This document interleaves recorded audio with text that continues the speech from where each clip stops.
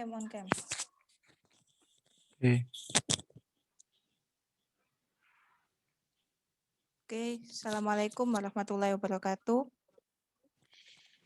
Kami Waalaikumsalam warahmatullahi wabarakatuh. dari kelompok 10, kami dari kelompok 9 akan mempresentasikan materi kami, yaitu peran keluarga, sekolah, dan masyarakat dalam bidang pendidikan. Di sini kelompok 9 terdiri dari Nur Khotimah, Ikhlasul Amal, dan saya sendiri, Iqda Sylvia. Lembaga pendidikan terdiri dari 3 komponen, yaitu keluarga, sekolah, dan masyarakat. Untuk keluarga akan dijelaskan oleh rekan saya, Saudara Nur Khotimah. Pada waktu dan tempat dipersilahkan.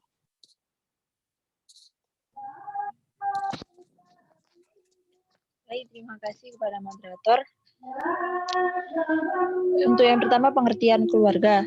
Dalam Islam, keluarga dikenal dengan istilah usroh, nas, dan nas. Keluarga sering disebut juga sebagai lembaga pertama dan utama bagi pendidikan. Disebut sebagai lembaga pertama karena setiap anak manusia yang dilahirkan pasti berada dalam sebuah keluarga dan menerima pendidikan pertama dari keluarga sebelum lembaga-lembaga pendidikan lainnya. Keluarga disebut sebagai lembaga utama dalam pendidikan karena keluarga memegang peranan paling penting dalam pendidikan anak dibandingkan dengan lembaga-lembaga lainnya. Dalam dunia pendidikan, peran keluarga memang sangatlah penting karena pendidikan pertama seorang anak berasal dari keluarga, terutama pada ibunya. Seperti pepatah yang sering kita dengar, al-ummu madrasatul ula, yang artinya ibu adalah sekolah pertama bagi anak-anaknya. Jika dilihat dari Undang-Undang Sisdiknas 2014,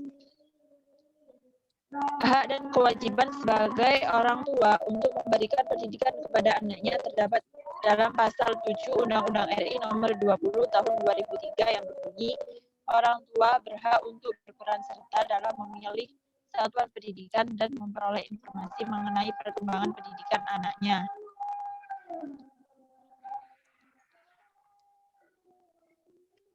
Ciri-ciri keluarga baik, berdasarkan sebuah hadis yang diriwayatkan oleh Anas radhiyallahu an, keluarga yang baik memiliki 4 ciri.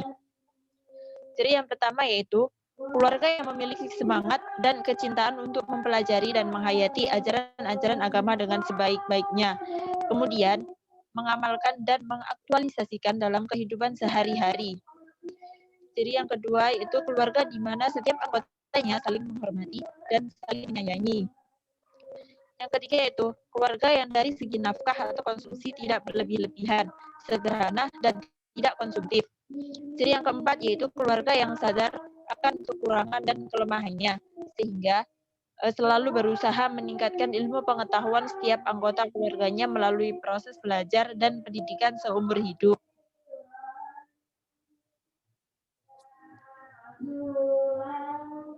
Next.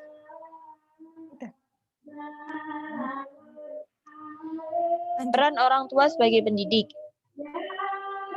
Yang pertama itu konektor, yaitu bagi perbuatan yang baik dan yang buruk agar anak memiliki kemampuan yang terbaik bagi kehidupannya. Yang kedua yaitu inspirator, yaitu memberikan ide-ide positif bagi pengembangan kreativitas anak. Yang ketiga informator, yaitu memberikan ragam informasi dan kemajuan ilmu pengetahuan kepada anak agar ilmu pengetahuan anak didik semakin luas dan mendalam. Yang keempat, motivator, yaitu mendorong anak semakin aktif dan kreatif dalam belajar. Kemudian inisiator, yaitu memiliki pencetus gagasan bagi pengembangan dan kemampuan pendidikan anak. Perannya selanjutnya yaitu fasilitator, yaitu menyediakan fasilitas pendidikan dan pembelajaran bagi kegiatan belajar. Peran selanjutnya yaitu pembimbing, yaitu membimbing dan membina anak ke arah kehidupan yang bermoral, rasional, dan berkepribadian luhur sesuai dengan nilai-nilai ajaran Islam dan semua norma yang berlaku di masyarakat.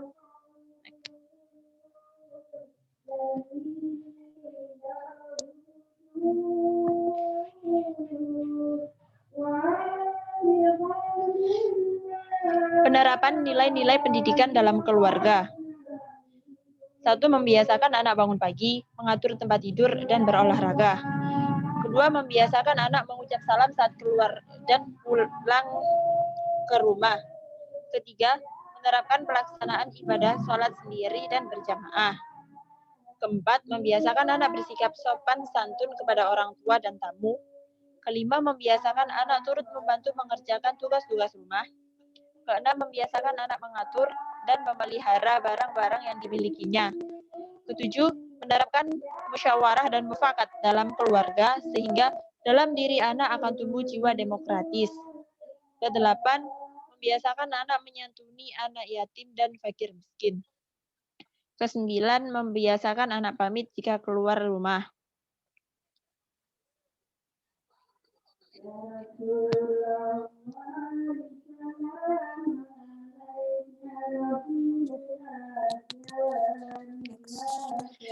Menurut Sayyidina Ali bin Abi Thalib radhiyallahu an, seorang sahabat utama Rasulullah Muhammad SAW menganjurkan, ajaklah anak pada usia sejak lahir sampai 7 tahun bermain. Ajarkanlah anak peraturan atau adab ketika mereka berusia 7 sampai 14 tahun. Pada usia 14 sampai 21 tahun, jadikanlah anak sebagai mitra orang tuanya. Ketika anak masuk ke sekolah mengikuti pendidikan formal, dasar-dasar ini sudah terbentuk.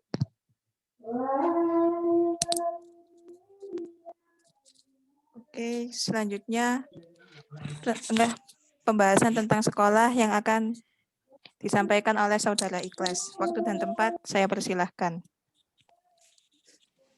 Baik, atas waktunya. Yang pertama, pengertian sekolah. Sekolah merupakan sarana yang secara sengaja dirancang untuk melaksanakan pendidikan. Karena kemajuan zaman, maka keluarga tak mungkin lagi memenuhi seluruh kebutuhan dan aspirasi anak terhadap iptek. Semakin maju suatu masyarakat, semakin penting peranan sekolah dalam mempersiapkan generasi muda sebelum masuk dalam proses pembangunan masyarakat itu.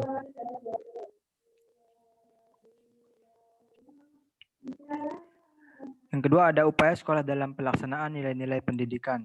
Dibagi menjadi 3. Yang pertama, menerapkan pendekatan modeling atau exemplari atau uswah hasanah, yakni mensosialisasikan dan membiasakan lingkungan sekolah untuk menghidupkan dan menegakkan nilai-nilai akhlak dan moral yang benar melalui model atau teladan.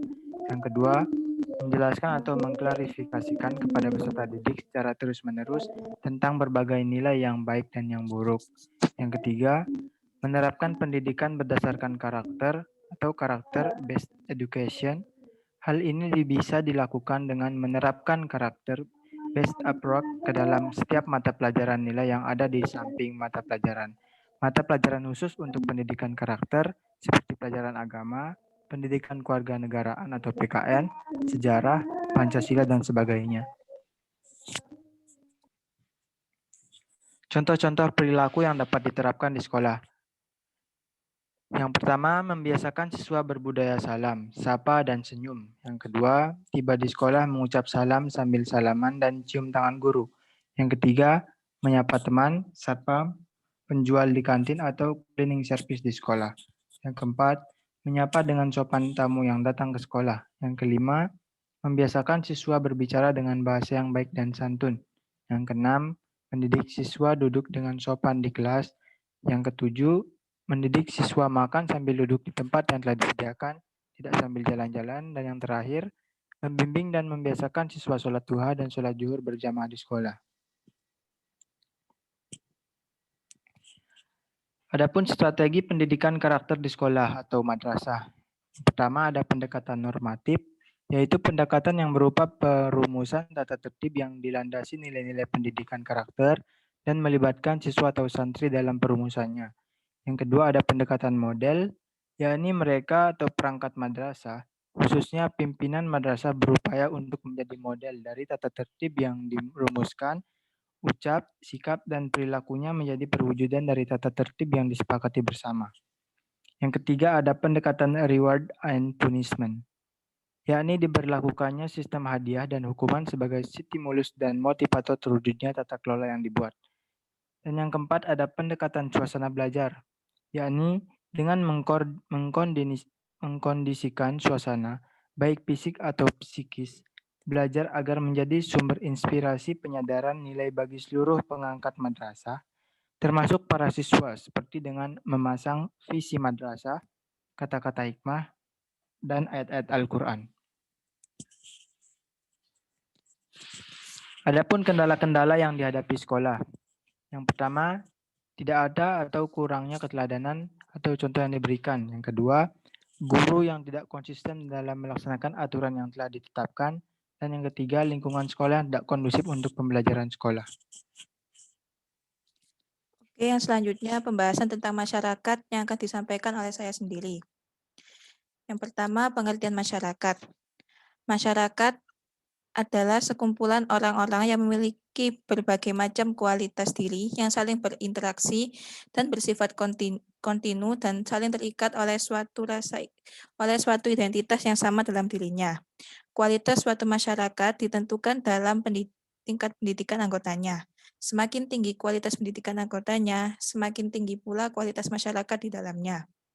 Masyarakat merupakan lembaga pendidikan ketiga setelah sekolah dan keluarga. Maka dari itu, partisipasi masyarakat dalam bidang pendidikan sangat dibutuhkan. Namun, partisipasi masyarakat Indonesia dalam bidang pendidikan masih sangat kurang. Penyebab partisipasi masyarakat yang kurang dalam pendidikan adalah yang pertama, kondisi sosial, kultural, dan geografis masyarakat Indonesia. Yang kedua, ketidakmampuan finansial masyarakat dalam pembiayaan. Dan yang ketiga, pembuatan kebijakan yang kurang memperhatikan kondisi masyarakat. Adapun peran masyarakat dalam bidang pendidikan adalah yang pertama, sebagai pendiri dan penyelenggara pendidikan. Yang kedua, pemberi bantuan dana untuk menunjang pendidikan nasional. Yang ketiga, pemberi bantuan berupa tenaga ahli untuk membantu pelaksanaan kegiatan belajar mengajar dan penelitian. Yang keempat, pencetus program yang belum dilaksanakan pemerintah untuk menunjang pendidikan nasional. Yang kelima, pemberi bantuan berupa sarana prasarana yang menunjang pendidikan. Yang keenam, pemberi kesempatan untuk magang. Yang ketujuh, pengadaan bantuan berupa beasiswa atau wakaf, sumbangan, pinjaman, dan sejenisnya. Yang kedelapan, pemberi bantuan manajemen dalam penyelenggaraan satuan pendidikan. Yang kesembilan, pemberian bantuan dan kerjasama dalam kegiatan penelitian dan pengembangan. Yang kesembilan, pemberian pemikiran dan pertimbangan dalam perkembangan pendidikan. Dan yang terakhir, keikutsertaan dalam program pendidikan dan penelitian yang dilakukan pemerintah, baik di dalam negeri maupun luar negeri. Penerapan nilai-nilai pendidikan di lingkungan masyarakat, yang pertama adalah membiasakan gotong royong. Misalnya, membersihkan halaman rumah masing-masing, membersihkan saluran air, dan menanami pekarangan rumah. Yang kedua, membiasakan anak untuk menjaga kebersihan dan keutuhan lingkungannya. Dan yang ketiga, menegur anak apabila dia melakukan perbuatan yang kurang terpuji. Baik, itu tadi presentasi dari kelompok kami. Kurang lebihnya kami mohon maaf. Assalamualaikum warahmatullahi wabarakatuh.